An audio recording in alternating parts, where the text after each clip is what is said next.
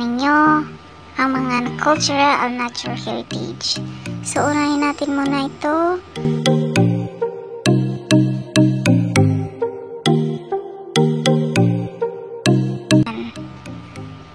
Matabaw Island. So, pwede ka dyan pumunta. Mag-i-enjoy lahat. Natural Park, Bonsai Beach. Next, dito isa, Matabaw Shipwreck.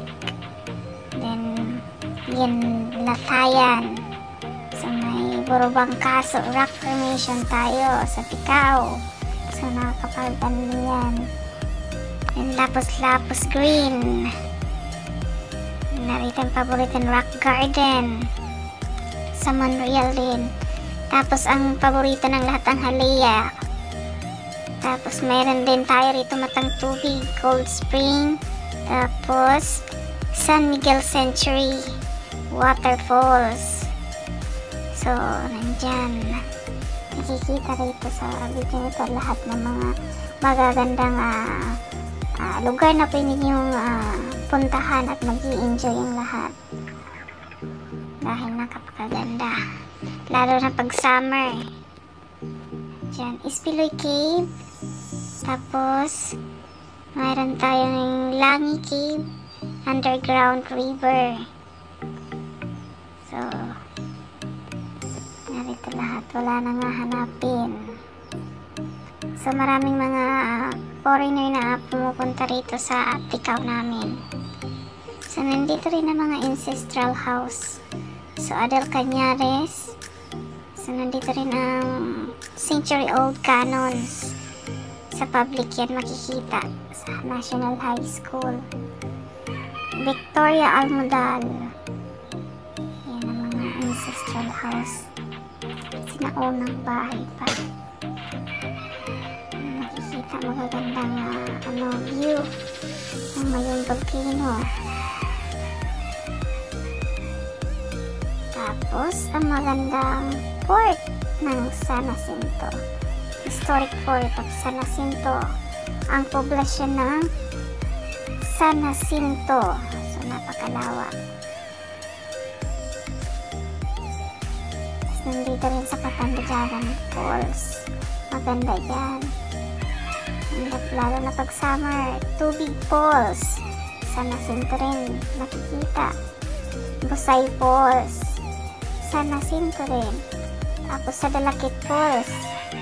Tapos mayroon para tayo rito.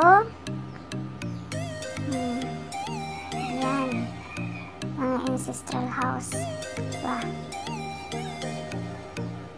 Yung mga kauna-unahang bahay pa dito sa San Jacinto, sa bayan ng Ticao. Heraldi, anong bahay. Yan, so yan ang mga historical and cultural heritage ng Ticao.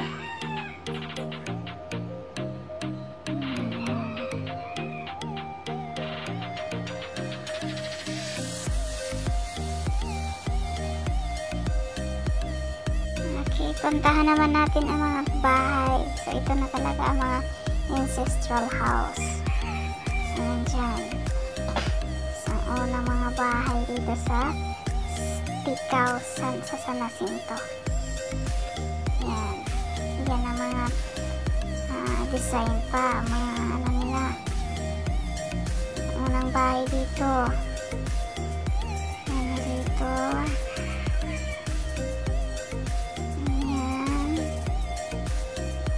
Iba ang pagkakagawa dyan sa Riluaw. Ito rin ang Lumberio Ancestral House. Ayan, ito maganda to. Tapos ayan. So kung mapapansin nyo guys, iba ang pagkakagawa ng mga bahay noon kaysa ngayon. Ayan.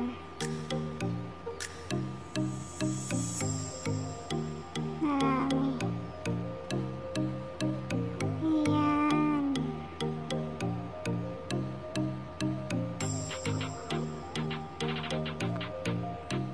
Ayan, ano pa?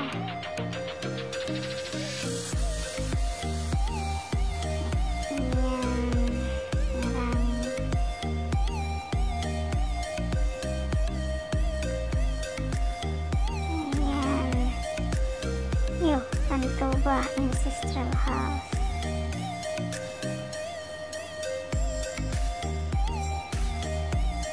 Ayan.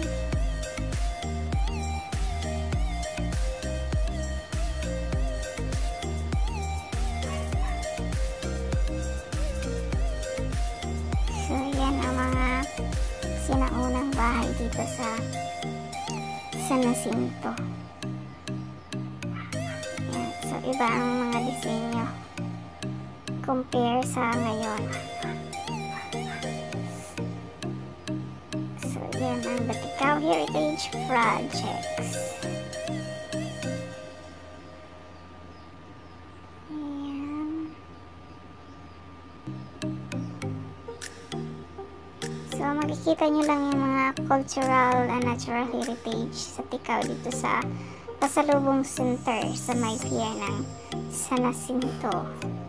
So marami rin dito mabibili kung gusto nyo pasalubong, may mga bag, damit. Pwede kayong bumili. Ayan ang mga gawa ng mga taga-Ticao. Ayan, mga pininta. Magaganda.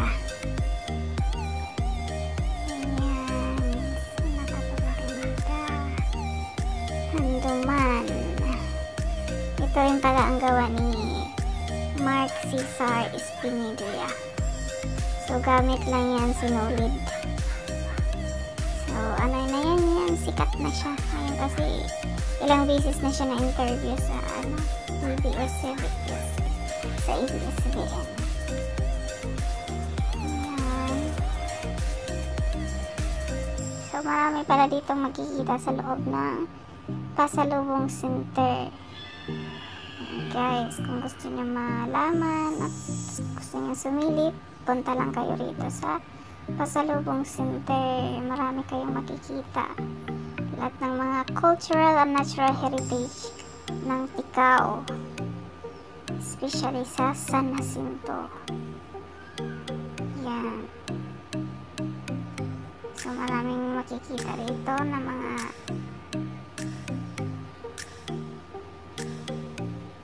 maganda sa mata at nakaka-proud.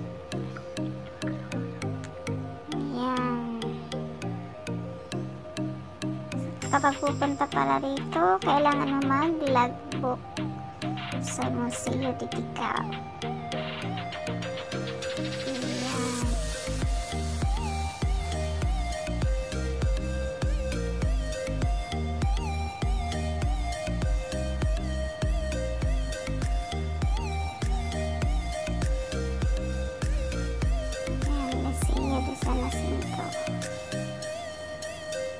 Nakapagaganda.